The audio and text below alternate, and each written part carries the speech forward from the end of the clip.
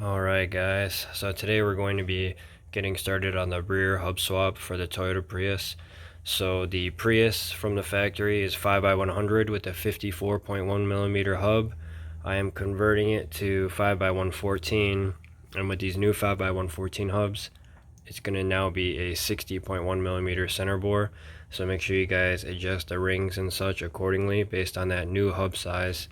Now, these hubs are from a Scion XB. I don't remember what years off top. I will put a part number or a link in the description. So these supposedly should bolt directly up to the Prius rear torsion beam. So all the spacing on these holes is supposed to be completely identical. So we are going to find out about that.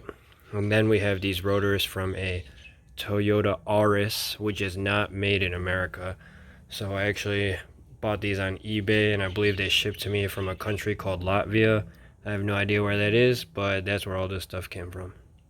So whenever you're working on the brake systems for these cars, you actually have to disconnect the battery, because for whatever reason this car uses a whole bunch of electronic weird stuff that does weird stuff like pressurize the brakes and actuate them and operate ABS pumps and stuff even when the car isn't running. So you just go back here, remove the cover, and then we're going to use a 10mm to take off the negative lead for the battery, and then after that it should be safe to work on the brakes.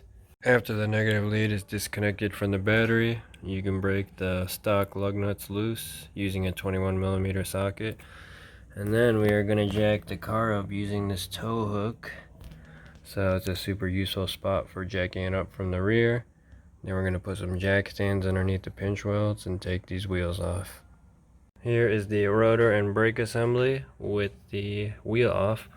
So like I said, we're going to have to disconnect the e-brake line, unbolt the caliper, then we'll be able to move that out of the way. Then we got to unplug the ABS sensor, and I think after that we'll be able to knock this this rotor off rather. It should be pretty quick to knock out, so I'm going to do that and then come back. We now have the caliper out of the way. So 9 out of 10 times this rotor is going to be stuck on the hub. So there's actually these threaded holes in the rotor here where you can thread two M8 by 1.25 nuts in there, and then we're going to use a 12mm and drive these in back and forth until the rotor pops off of the hub.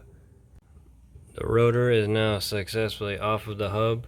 You got these nice little holes in between each of the studs so that you can get in there and get to those 14mm bolts that are holding the hub on.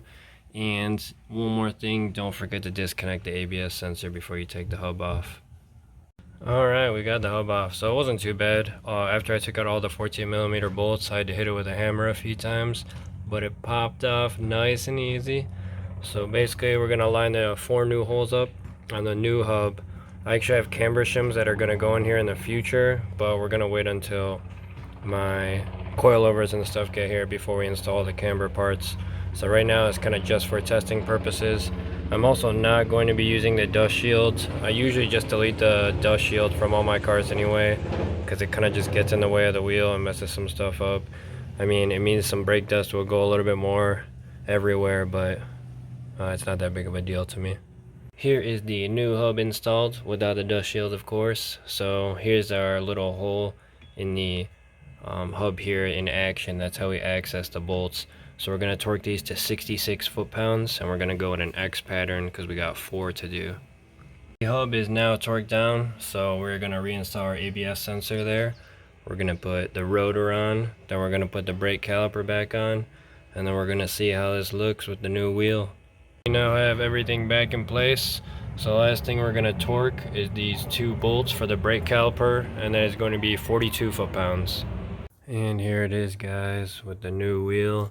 So there's a hub-centric ring in there that goes from 60 to 73, and everything worked out perfectly. So I'm actually pretty happy and surprised how easy it was. So we're going to have to do this other side for the rear, and then I'm probably going to do the fronts in a different video because that's going to take a lot more work.